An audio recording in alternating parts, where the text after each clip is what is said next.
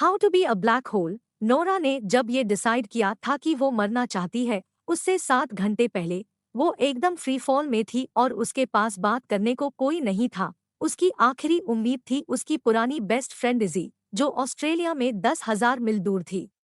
और अब उनके बीच सब कुछ बंद था। उसने अपना फोन निकाला और इजी को एक मैसेज भेजा। हाय इजी, इतने टाइम से चैट नहीं हुई। याद है दोस्त, कैच अप करना बहुत मजेदार रहेगा। एक्स, उसने एक और एक्स डाल दिया और भेज दिया। 1 मिनट के अंदर इजी ने मैसेज देख लिया। नोरा बेकार में ही 3 डॉट्स का इंतजार करती रही। उसने सिनेमा क्रॉस किया, जहां आज रात एक नई रायन बेली की फिल्म चल रही थी। इस कौनी काउबॉय रोमकॉम का नाम था लास्ट चांस सैलून। रायन बेली के चेहरे पर ऐसा लगता था जैसे वो हमेशा गहरे और मायने भरी बातें जानते हैं। नोरा को वो तब से पसंद था जब उसने टीवी पे दी अथीनियंस में एक सोच विचार करने वाले प्लेटो का रोल निभाया था, और उसके एक इंटरव्यू में उसने बताया था कि उसने फिलॉसफी की पढ़ाई की है।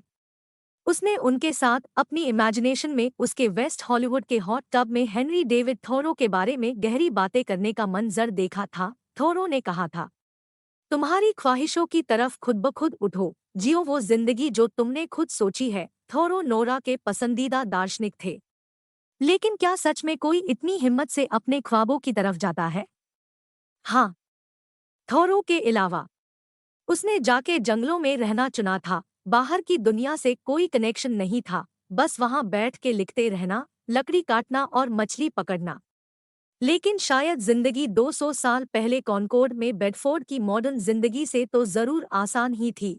या शायद ऐसा भी नहीं था, शायद वो सिर्फ जिंदगी जीने में बहुत बेकार थी। पूरे घंटे बीत गए। नोरा को एक मकसद चाहिए था, कुछ ऐसा जिसके लिए वो जिंदा रहे। लेकिन उसके पास कुछ नहीं था। मिस्टर बैनर्जी की दवाई उठाने का छोटा सा मकसद भी नहीं था। ये तो वो 2 दिन पहले ही कर चुकी थी। उसने एक सड़क से गुजर रहे आदमी को थोड़ी सी मदद करने की कोशिश की, लेकिन तब उसके पास कोई पैसा ही नहीं था। फिर किसी ने कहा, खुश रहो लव, शायद ऐसा कुछ हो ही ना। नोरा ने अपने आप से सोचा, कुछ भी नहीं होता, यही तो सारी प्रॉब्लम थी।